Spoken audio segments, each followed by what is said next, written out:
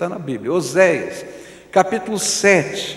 A palavra do Senhor diz assim: quando eu tento curar Israel, o mal de Efraim fica exposto, e os crimes de Samaria são revelados, pois praticam o engano. Ladrões entram nas casas, bandidos roubam nas ruas, mas eles não percebem que eu me lembro de todas as suas más obras. Seus pecados os envolvem e eu os vejo constantemente. Eles alegram o rei com as suas impiedades, os líderes com as suas mentiras. São todos adúlteros, queimando como um forno cujo fogo o padeiro não precisa atiçar, desde quando sova a massa até quando a faz crescer. No dia da festa de nosso rei, os líderes são inflamados pelo vinho, e o rei dá as mãos aos zombadores. Quando se aproximam com suas intrigas, seus corações ardem como um forno. A fúria deles arde lentamente a noite toda, pela manhã queima como chama abrasadora, e todos eles se esquentam como um forno e devoram os seus governantes. Todos os seus reis caem e ninguém clama a mim. Efraim mistura-se com as nações, Efraim é um bolo que não foi virado. Estrangeiros sugam sua força, mas ele não o percebe. Seu cabelo vai ficando grisalho, mas ele nem repara nisso. A arrogância de Israel testifica contra ele, mas apesar de tudo isso, ele não se volta para o Senhor, para o Deus, para o seu Deus, e não o busca. Efraim é como uma pomba, facilmente enganada e sem entendimento. Ora apela para o Egito, ora volta-se para a Síria. Quando se forem, atirarei sobre eles a minha rede e os farei descer como as aves do céu, e quando os ouvirem sua reunião, eu os apanharei. Ai deles, porque se afastaram de mim, destruição venha sobre eles, porque se rebelaram contra mim. Eu desejo redimi-los, mas eles falam mentiras a meu respeito. Eles não clamam a mim do fundo do coração, quando gemem orando em suas camas. Ajuntam-se por causa do trigo e do vinho, mas se afastam de mim. Eu os ensinei e os fortaleci, mas eles tramam o mal contra mim. Eles não se voltam para o Altíssimo, são como um arco defeituoso. Seus líderes estão mortos à espada por causa de suas palavras insolentes, e por isso serão ridicularizados no Egito. O profeta Oséias, ele pertencia ao reino do norte. Israel estava dividido em dois reinos, sul, Judá, norte, Israel. E ele escreveu antes da queda do reino do norte, da chamada queda de Samaria, na mão dos assírios. As profecias de Oséias são cheias de emoção, porque Deus vai chamá-lo para ser profeta no meio de um drama pessoal muito intenso. E Deus vai usar os sentimentos do coração desse profeta no seu drama pessoal, para que ele pudesse entender a situação de Israel e de Deus. O que havia acontecido com Oséias? Sua esposa lhe havia sido infiel, mas ele amava sua esposa. E então ele foi buscar a sua esposa, não pediu divórcio, cheio de misericórdia, tentou trazê-la de volta para casa. No entanto, o seu amor foi rejeitado e a infidelidade escolhida como estilo de vida naquela mulher. E é nesse contexto que Deus convoca Oséias para ser um pregador a uma nação infiel, que opta em se prostituir com outros ídolos e em viver o modelo de vida ditado pela sociedade, um modelo de vida que estava nos contextos políticos, econômicos e sociais daquela época. E é em virtude disto que o caos vinha se instalando pouco a pouco na vida do Reino do Norte. E esse caos culminaria com a invasão da Assíria no Reino do Norte e a queda de Samaria. E esse texto especificamente, na verdade, os dois capítulos, o capítulo 6 e o capítulo 7, nós vamos encontrar Deus chorando, Deus lamentando, o Deus que ama o seu povo, o Deus que ama os seus filhos, o Deus que ama Israel naquele contexto, o Deus que nos ama. Ele começa a chorar, a lamentar, porque ele está olhando a desgraça do seu povo. E o lamento do Senhor nesse texto gira em torno de uma expressão que se repete várias vezes nesse texto: eles não percebem. E aí Deus está lamentando, olha só o que está acontecendo, mas eles não veem, eles não percebem. Olha só, é tão claro, mas eles não veem, eles não percebem. E é esse o contexto que está aqui. E eu queria começar a estudar esse texto nessa manhã e tentar entender o que é que Deus via e eles não viam. Por que Deus estava lamentando o olhar que não era capaz de enxergar a realidade que estava à sua volta? Primeiro lamento que eu encontro aqui, está aqui logo nos versículos 1 e 2 do capítulo 7, onde a Bíblia diz assim: quando eu tento curar Israel, o mal de Efraim fica exposto, e os crimes de Samaria são revelados, pois praticam engano, ladrões entram nas casas, bandidos roubam nas ruas, mas eles não percebem que eu me lembro de todas as suas más obras. Seus pecados os envolvem e eu os vejo constantemente. O primeiro lamento de Deus é como se Deus estivesse dizendo assim: não posso curá-los, pois eles não percebem que me lembro e vejo o pecado deles. O que está acontecendo aqui? Capítulo 6, versículos de 1 a 4, vai dizer que estava havendo no meio do Reino do Norte um movimento religioso que estava eclodindo naqueles dias. Eles estavam preocupados com a situação econômica, política e social que estava começando a ficar difícil. E por causa disso, eles começaram a buscar ao Senhor. Olha só o que estava acontecendo. Os tempos de prosperidade da nação estavam passando. A insegurança política crescia muito naquele contexto. Em 13 anos, eles tiveram 5 diferentes reis.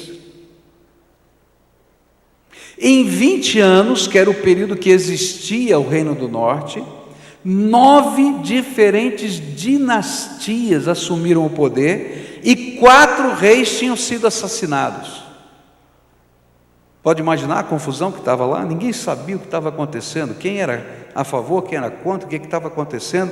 Havia um clima horrível. A criminalidade no meio da nação aumentava. A corrupção em todos os setores da sociedade era evidente. E assim surgiu um movimento religioso de clamor e oração.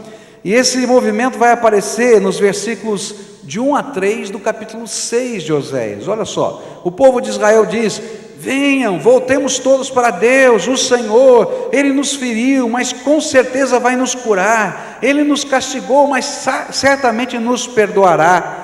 E daqui a uns 2 ou 3 dias, no máximo, Ele nos dará novas forças e nos porá de pé, e nós sempre faremos a sua vontade.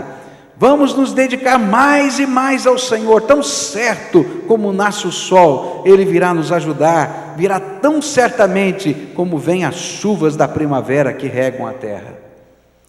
Esse era o movimento. Mas o Senhor lamentava o fato de que eles não percebiam que Deus via o coração deles. E Deus conhecia e lembrava das suas atitudes. Havia um movimento religioso, mas Deus olhava o coração e não via fé, não via desejo de mudança, não via busca de santidade, não via permissão para Deus mudar o que está errado no coração. E todo movimento religioso, por mais intenso que seja, mas que não pode mudar a nossa história, mudar os nossos valores, Deus não pode ouvir esse clamor. E mesmo que Ele deseje curar, Ele não cura, porque Deus não abençoa o pecado. E então, no versículo 4 do capítulo 6, até o verso 6, o Senhor responde a esse movimento religioso, e vai dizer assim: mas o Senhor Deus responde: o que eu vou fazer com você, Israel? E com você, Judá? O que eu faço? Pois o amor de vocês é tão passageiro como uma cerração ao nascer do sol. É como orvalho que só seca logo de manhã. Foi por isso que mandei os meus profetas anunciar que vou castigar, matar vocês, e o que exijo de vocês é claro como a luz do sol. Eu quero que vocês me amem e não me ofereçam sacrifícios. Em vez de me trazer ofertas queimadas, eu prefiro que o meu povo me obedeça. O Senhor afirma que esta expressão de religiosidade é como o amor que eles têm no coração por Deus. Uma neblina que quando o sol nasce, por volta das 10 da manhã, ela vai embora. Não resiste o dia. É como o orvalho que cai à noite, e logo que o sol nasce, pouco tempo depois, está tudo sequinho, não perdura. O que ficava depois, na verdade, era o verdadeiro amor deles. O amor que eles tinham pelos seus próprios pecados, pela sua corrupção, pelo estilo de vida que os afastava da vontade de Deus. E Deus, para poder curá-los, queria ver neles um amor que se refletisse em uma caminhada de conhecimento da santidade de Deus e de entrega da vida. Se Deus pudesse ver esse desejo verdadeiro no coração daquele povo, certamente eles seriam curados, diz a Bíblia. Mas se só existisse religião, se só existisse uma cerimônia, um culto, ou quem sabe até uma vigília, não ia funcionar.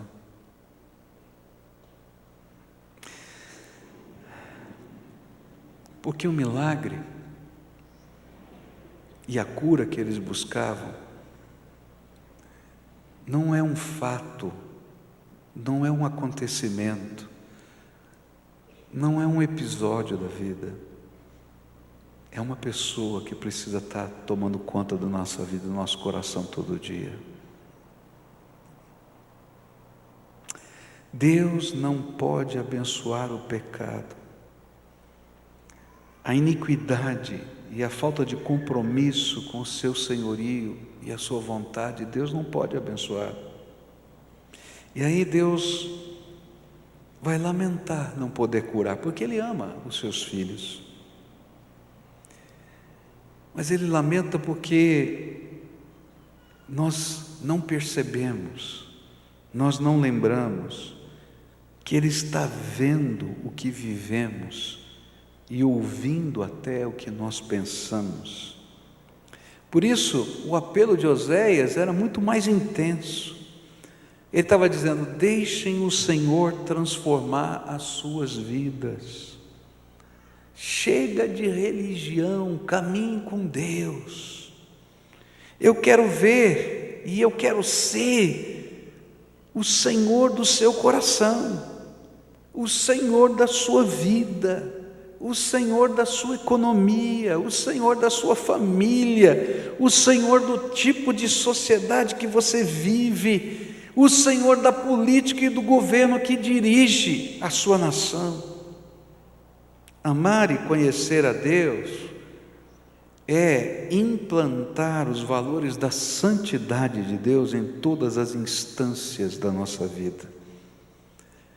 E o ensino que está aqui é: você quer ser curado? Você quer ser abençoado por Deus? Então, coloque Deus no seu lugar de direito. Ele precisa ser o Senhor da sua vida. Caso contrário, você vai ser como a esposa adúltera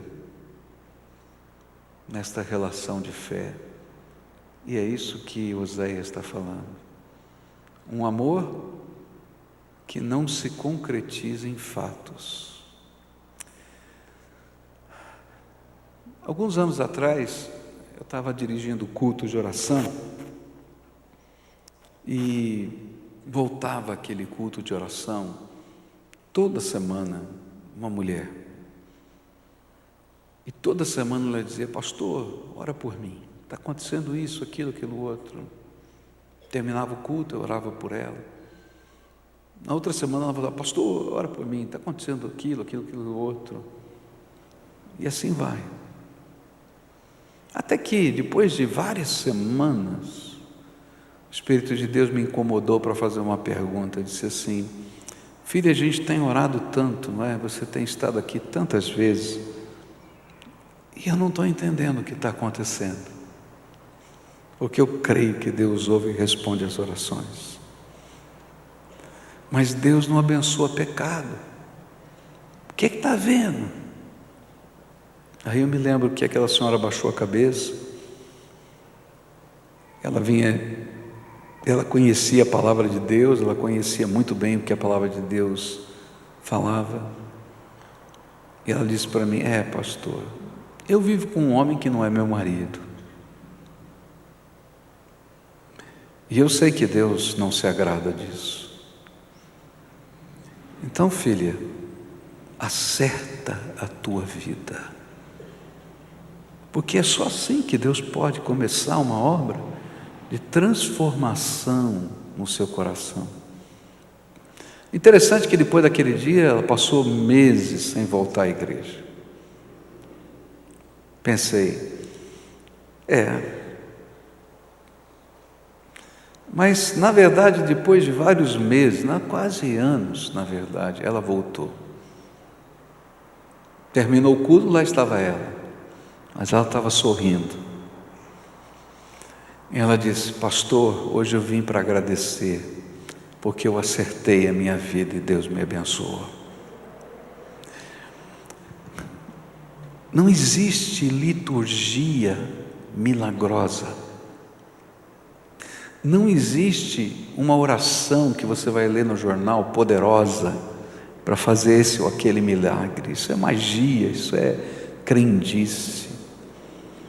O que existe é uma caminhada com Deus, onde eu coloco o Senhor como dono da minha vida e deixo Ele me ensinar, me conduzir, e permito que os seus valores sejam os meus valores, e eu começo a amar a Deus sobre todas as coisas.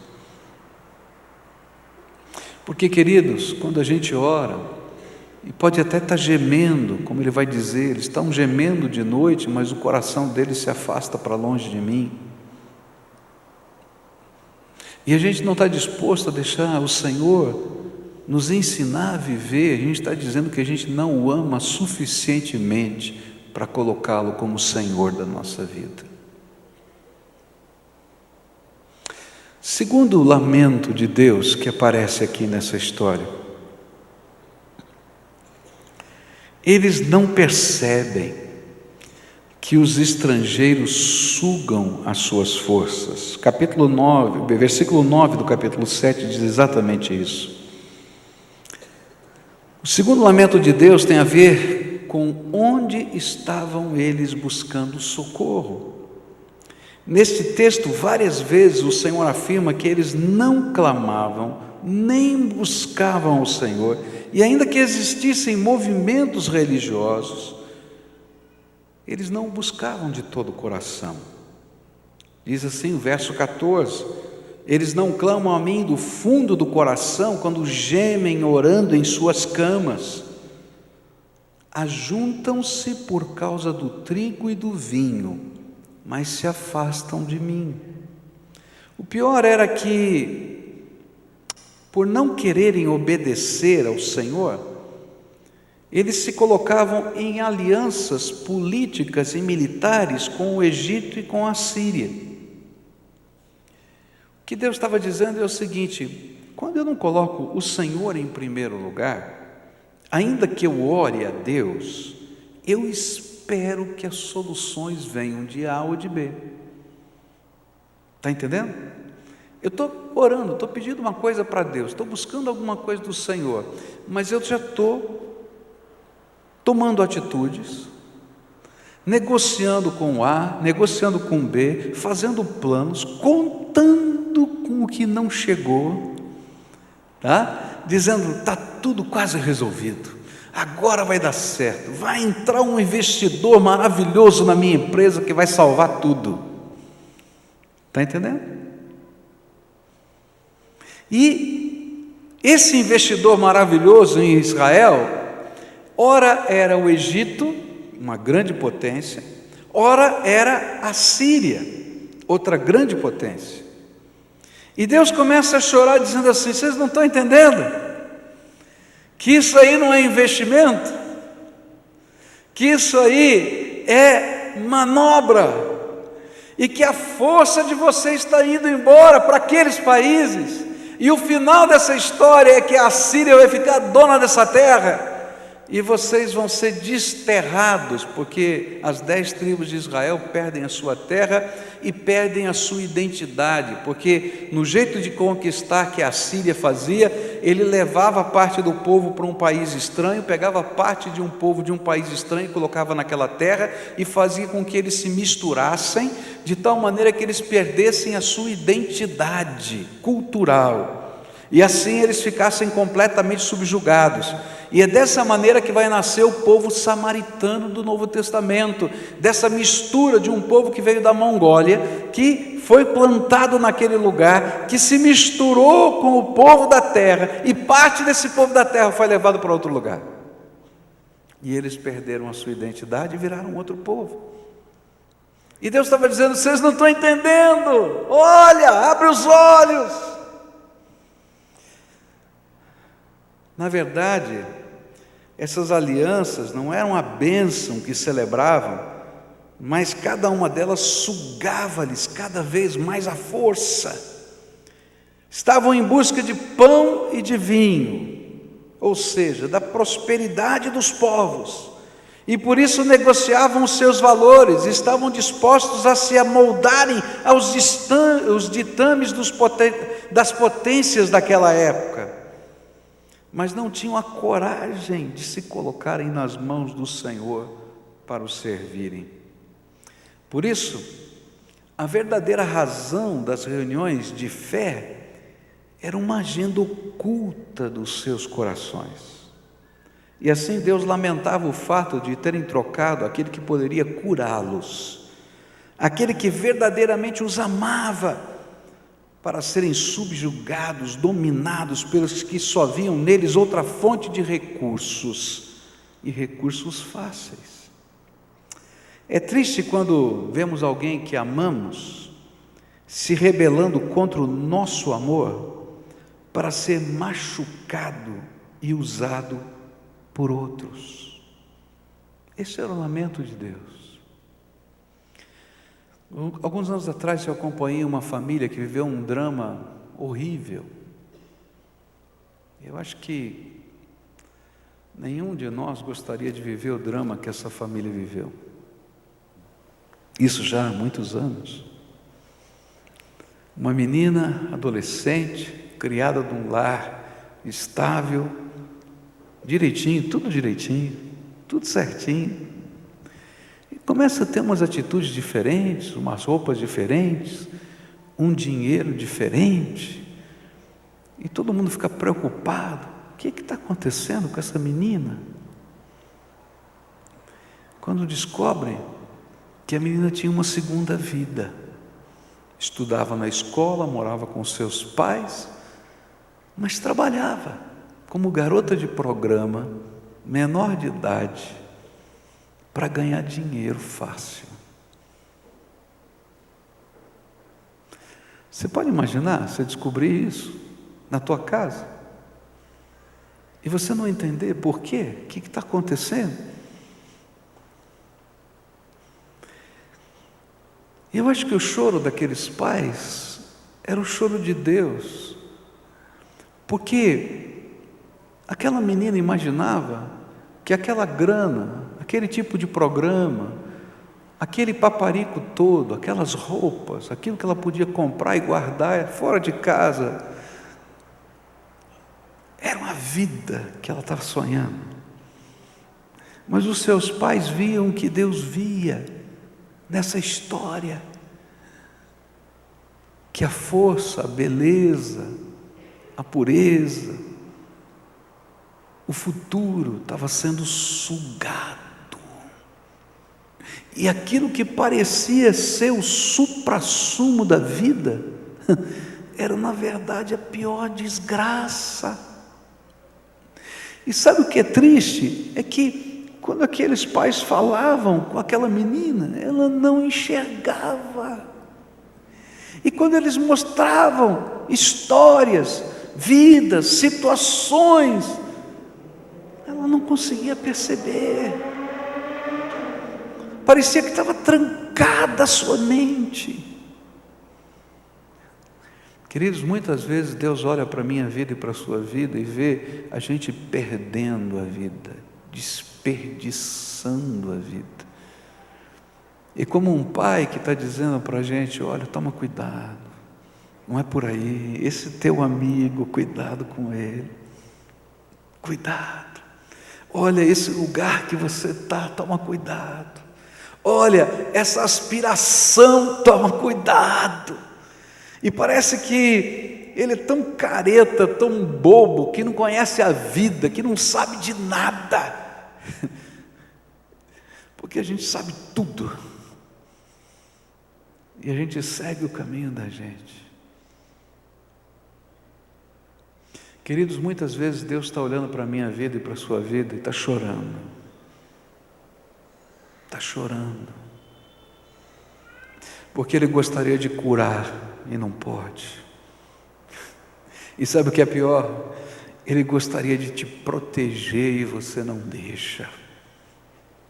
Porque você é tão cabeça dura, mas tão cabeça dura, que Deus fala com você e você não quer ouvir. É interessante quando a gente lê o livro de Oséias, é que Deus vai mandar profetas.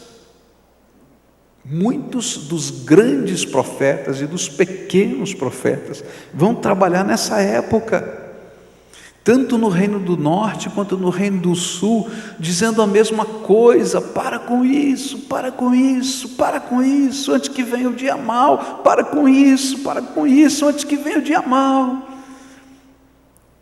E como quem não consegue enxergar o precipício que está à frente, eles vão brincando, sorrindo e pulando, e não são capazes de perceber o que está acontecendo à sua volta. Eu fui mandado aqui hoje como um dos profetas do passado. Dura essa mensagem, outra vez. Porque eu tenho certeza que Deus viu todo o nosso clamor e viu a beleza que foi a nossa vigília terça-feira. Mas há uma palavra de Deus que não sai da minha cabeça. A palavra que Deus disse para Josué: santificai-vos, pois amanhã farei maravilhas no meio de vós. Tem um passo antes do milagre. Tem uma condição antes da bênção. Entrega, compromisso, vida. Em todas as áreas, Jesus precisa ser o Senhor da sua vida, porque senão tudo vira religião, e religião não é capaz de mover o coração de Deus. Sabe o que é que move o coração de Deus? É amor, amor fiel, compromisso, porque esse é o tipo de sentimento que Deus tem para comigo e para com você, amor fiel e compromisso.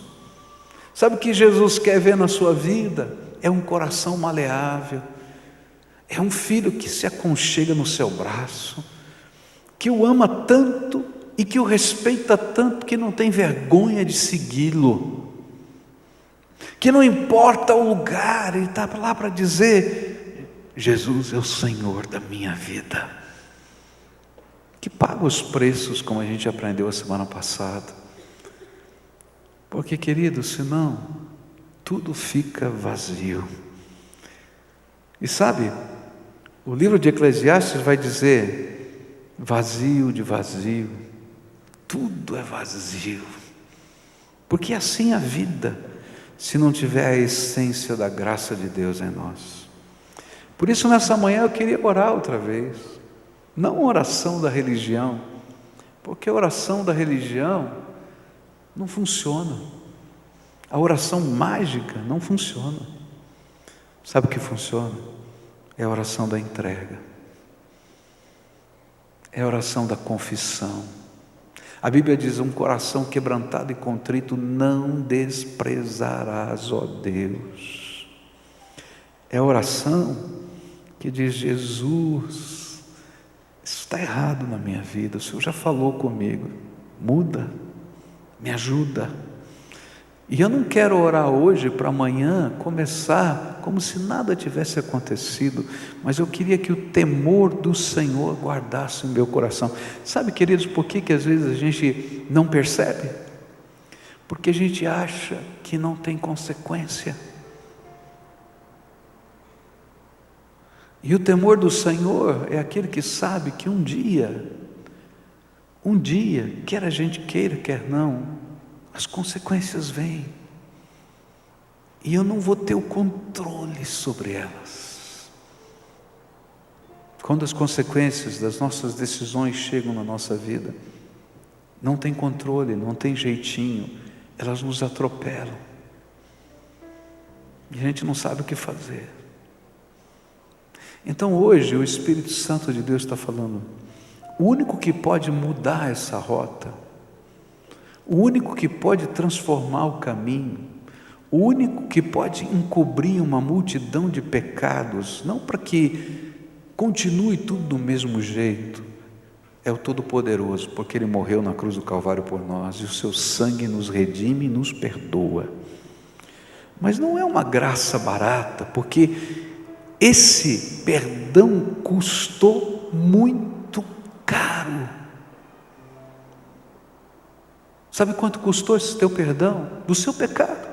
Ah, mas é um pecadinho. É, esse pecadinho aí, sabe quanto custou?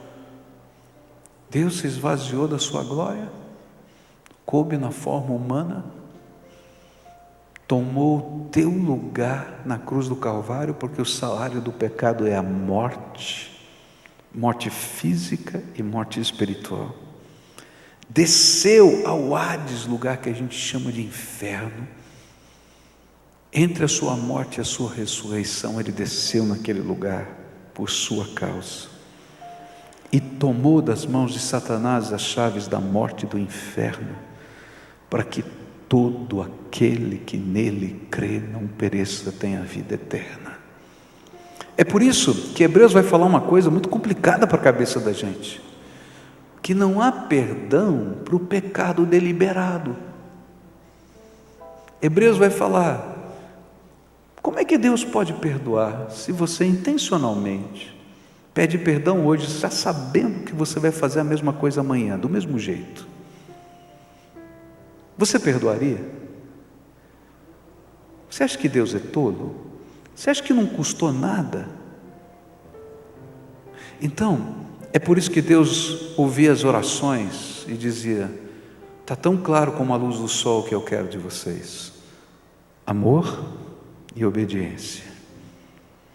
Se você hoje, ouvindo a voz do Espírito, que é confessar os seus pecados, sabendo que os seus pecados fazem separação entre você e Deus, e sabendo que você precisa não apenas do perdão, mas de uma transformação. E se você deseja que Jesus comece a trabalhar na tua vida, um passo de cada vez, porque transformação é um processo que vai acompanhar a tua vida inteira, querido. Jesus vai ter que trabalhar nesse cara complicado que sou eu e que é você, a nossa vida inteira. Vai ter que abrir os nossos olhos, porque algumas coisas a gente não acredita que sejam pecado. Vai ter que mexer na nossa vida, nos nossos valores, e vai ter que começar um processo. Se hoje o Espírito Santo de Deus está falando com você e você quer responder, eu vou convidar você para sair do seu lugar e a gente orar juntos aqui. E eu sempre explico por que eu faço isso. Ah, pastor, eu vou tomar minha decisão daqui mesmo. Eu sei. Mas eu sempre pergunto, não é porque esse lugar, peço para vir aqui, não porque esse lugar seja santo, porque a oração seja mais poderosa, não. É porque se hoje você não está disposto a ouvir a voz do Espírito e os comandos de Deus dentro de uma igreja, sinto muito, esse é um sinal para você. Quando você sair daqui, você não vai ouvir a voz de Deus lá fora. Se no lugar da oração você não quer oração, quer fazer do teu jeito, você vai continuar fazendo do teu jeito em qualquer lugar, e aí não muda nada. Então, se hoje o Espírito Santo de Deus está falando com você, vai descendo aí para mim, sai da galeria, vem para cá, eu quero orar por você, uma oração de confissão, uma oração de entrega. Jesus, eu quero mudança na minha vida. Jesus, eu quero algo novo na minha vida. Eu não quero apenas religião, eu quero que o Senhor comece a transformar valores, princípios, atitudes, palavras. Eu quero experimentar algo novo e me comprometer com a Tua palavra, me comprometer com o Teu jeito, com o Teu processo na minha vida. Se o Espírito de Deus está falando, vem. Não importa quem você seja, diga, eu quero Jesus, me dá coragem, porque algumas mudanças não são fáceis. Lembra daquela mulher na quarta-feira? Algumas mudanças não são fáceis, e a gente vai precisar da graça de Deus cada dia para que essas mudanças se processem na nossa vida.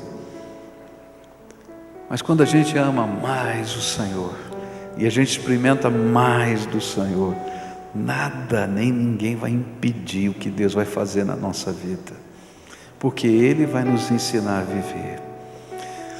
E que gostoso ver casais juntos aqui.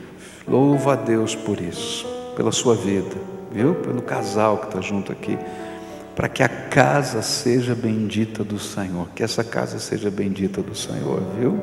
Vocês cresçam juntos, aprendam a orar juntos, que Deus abençoe vocês, tá? Agora, nós vamos orar. Tem gente chegando aqui, eu estou aguardando alguns que estão descendo, não é? Que bênção, louvado seja Deus por isso. Nós vamos orar. Isso, desça, você está numa galeria, vem para cá, vou aguardar vocês. Venham, todos quantos o Espírito de Deus chama. Todos quantos o Espírito de Deus chama. A palavra de Deus diz, se ouvirdes a sua voz, não endureçais o vosso coração. Não endureça. Porque coração duro é como terreno batido. O único jeito de semear é quando passa o arado. Porque Deus te ama, às vezes Ele passa o arado na terra dura da gente. E o arado vai sulcando, vai rasgando. Mas não tem jeito. Quem sabe você está no meio do arado, não é? Então deixa Deus semear a palavra dEle no teu coração. Nós vamos orar juntos aqui. E a primeira oração, querido, é a tua. Eu não posso fazê-la, tá? é uma oração de entrega e confissão. A primeira parte dessa oração, você vai usar as tuas palavras, do teu jeito. Você vai dizer para Jesus: Jesus, eu ouvi o que o Senhor falou comigo e eu entendi. E se tem alguma área da vida em específico em que o Espírito falou com você, para você entregar, que precisa ser mudado, você sabe que você não consegue, que você tem dificuldade, você vai dizer: eu entendi, Senhor, o Senhor me falou isso, quero te pedir perdão, mas eu quero te pedir que o Senhor me ajude pelo teu poder, a ser transformado pelo teu Espírito. Você fala com Ele, do teu jeito. Conta a tua história para Ele, tá? Se tem alguma área que Ele está pedindo nova para você, porque algumas vezes a gente tem que deixar alguma coisa, outras vezes a gente tem que fazer alguma coisa. Então, se tem alguma área que o Senhor está falando, está na hora de você tomar uma atitude, de fazer isso. Então eu quero te pedir, fala para Jesus: Senhor, eu ouvi a tua voz, eu não sei como, porque eu não sei se eu consigo, mas eu quero dar um passo, o Senhor me ajuda, porque eu vou te colocar em primeiro lugar, e eu vou colocar os valores do Senhor em prática na minha vida. Se eu cair, vai ser um acidente, não vai ser intencional. Me ajuda, Senhor, me ajuda. Agora eu quero orar por você. Senhor Jesus, essas orações eu não podia fazer, elas eram dos teus filhos para o Senhor, e estas eram as orações que o Senhor estava aguardando dos lábios deles. E agora, Pai, eu quero pedir uma coisa muito especial. Abre as janelas dos céus agora, Senhor, e derrama do teu Espírito Santo sobre eles, Senhor. Ó Senhor, manda aquela chuva, Senhor, da tua graça. Manda, Senhor, uma inundação da tua presença, e que nessa hora, Pai, essas vidas sejam cheias do teu Espírito, e que aquilo, Senhor, que estava amargo na boca, possa ser arrancado, e a alegria do Senhor esteja no coração deles, a presença do Senhor. Ó Pai, eles precisam aprender. E Pai, aprender é caminhar contigo, então que o teu Espírito seja o professor particular deles, que o teu Espírito fale ao coração deles quando eles estiverem dormindo, que o teu Espírito fale ao coração deles quando eles acordarem, que o teu Espírito, Senhor, fale ao coração deles quando eles estiverem indo para o trabalho, quando eles voltarem, que o Senhor esteja com eles, que a tua palavra frutifique no coração. Quando eles lerem a tua palavra, que essa palavra seja esclarecida pelo teu Espírito na vida deles e aplicada, e que todo o poder de Satanás contra essas vidas, e que toda a autoridade do diabo seja agora repreendida em nome de Jesus, porque, Senhor, tu sabes, eles eram tição que foi arrancado pela tua graça do fogo e colocado no reino da tua luz. E assim como está lá no livro de Zacarias, no capítulo 3, Senhor, começa, Senhor, a trocar as roupas deles, Senhor, a colocar, Senhor, as vestes santas, o turbante santo, aquela plaquinha, propriedade exclusiva do Senhor, santo ao Senhor, e que o Senhor os abençoe, que o Senhor os guarde, que o Senhor faça resplandecer o seu rosto sobre eles, que o Senhor tenha misericórdia deles, que o Senhor lhes dê graça. Escuta, Deus, a nossa oração e abençoa, é aquilo que te pedimos em nome de Jesus, amém e amém. Fica de pé agora, querido. Deixa eu te dar uma orientação antes de você ir embora, tá? Quantos que estão aqui, que hoje estão fazendo a sua entrega de vida para Jesus? De hoje em diante, você nunca tinha feito isso na sua vida, de hoje em diante Ele vai ser o Senhor da tua vida. Você está passando por uma conversão, você está entendendo? Você está indo num caminho, está dando meia volta. Hoje em diante Jesus é o Senhor da minha vida, tá? Não importa se você já pertencia a alguma igreja, mas hoje é a sua conversão. Está entendendo? Só dá um aceno com a sua mão para que eu possa ver. Tem alguém aqui que hoje está fazendo isso? Tem aquele grupo ali, aquelas pessoas que estão aqui, mais algumas pessoas aqui, mais ali. Isso, queridos, que benção. Família toda ali, louvado seja Deus, tá? Então eu quero dizer o seguinte, ó, nós gostaríamos de ajudar vocês estão dando os primeiros passos, tá? No final do culto, tem um pessoal, tem uns pastores que estão aqui na frente, tem um pessoal que está com jalequinho, tem gente de jaleco, tem ali uma moça de jaleco azul ali, não é? Ali atrás tem várias, tá? No final do culto, em frente daqui tem uma sala, eles vão levar vocês ali para orarem com vocês, quando terminar o culto, vocês procurem eles que eles vão te levar, é bem só atravessar o corredor, é uma sala que tem ali, vão orar com você, e vão se dispor a ajudar você nessa caminhada. Qual é o próximo passo? A gente não fica perguntando, e aí, o que eu faço agora? Qual é o próximo passo? Então a gente vai estar caminhando. Se tiver alguém desse grupo que está aqui, que gostaria de ser acompanhado, tem uma área da sua vida que você precisa de libertação, se tiver algum vício, alguma área da vida que você precisa de libertação, você precisa de ajuda. A gente não faz sozinho. A gente não consegue sozinho. A gente tem que ter um irmão mais velho que anda com a gente. Está entendendo? Então, procura também esse pessoal lá. E ele vai dizer assim, olha, minha área de dificuldade é essa. Eu queria que alguém me acompanhasse, tá? Que alguém estivesse orando comigo, estivesse cada semana checando a minha vida, me ensinando o próximo passo, tá? Se tiver alguém desse grupo que quer conhecer os instrumentos que essa igreja tem para ajudar você no seu crescimento espiritual, os estudos bíblicos, os grupos familiares, o trabalho feito com casais, às vezes você está vivendo uma crise na sua vida, na área financeira, a gente tem pessoas que ajudam também, tem vários irmãos. Agora nós não queremos ser chato, te obrigar a nada, tá? Então se você quer, você procura essas pessoas, os pastores ou essas pessoas têm toda a condição de te ajudar, mas nós não queremos atropelar a tua jornada, tá? E você se sentir como o gado que está sendo conduzido para algum lugar.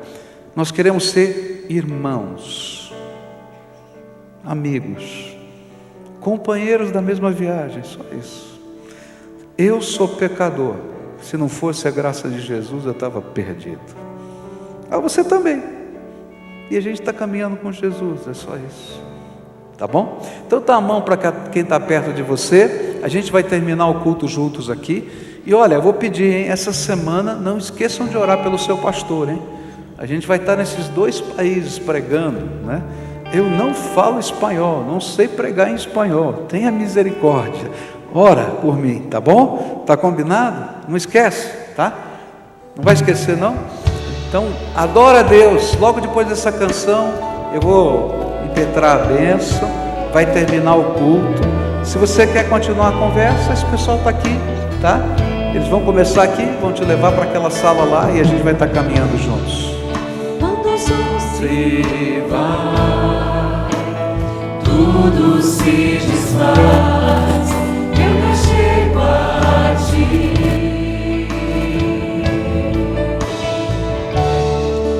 Para dar-te, ó Deus, algo de valor que Deus quer, o teu amor, é o teu coração.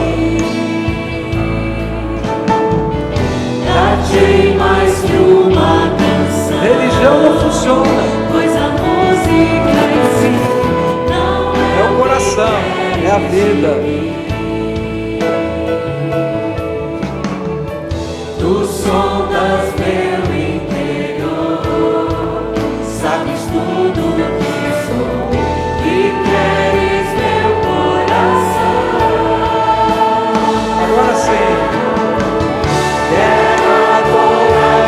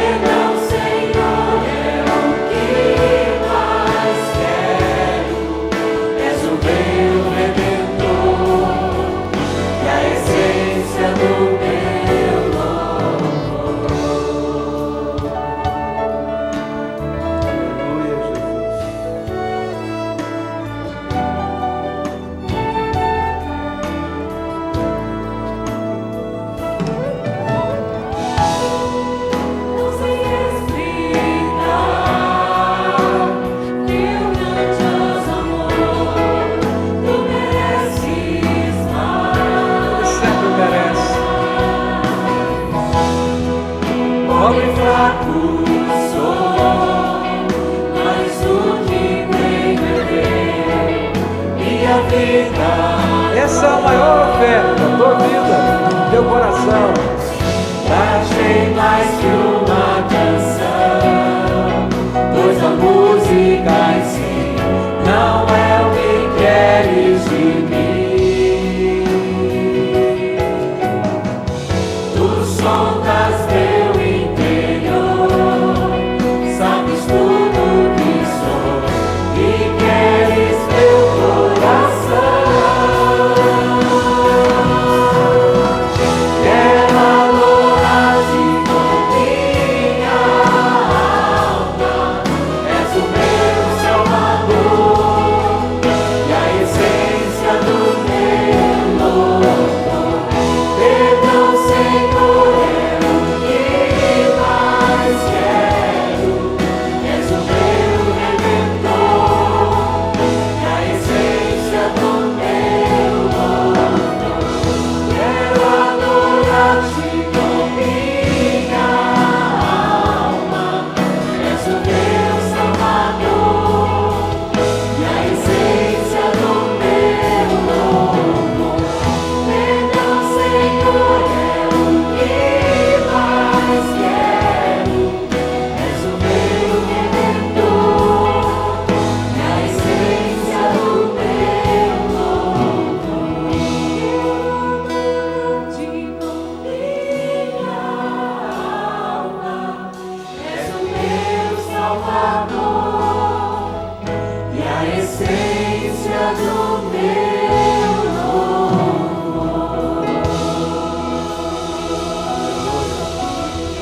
A Ele seja toda a honra, toda a glória, todo o louvor. Ele é digno. Vamos orar? Que a graça de nosso Senhor Jesus Cristo, o amor de Deus, o nosso Pai, e a comunhão e as consolações do Santo Espírito de Deus estejam com todos nós aqui e com o povo de Deus espalhado pela face da terra, hoje e sempre. Amém e amém. Vai na paz do Senhor Jesus, tá bom? Que Deus te abençoe, que Deus te abençoe, que Deus te abençoe. Deus abençoe você, viu, querido? Deus abençoe.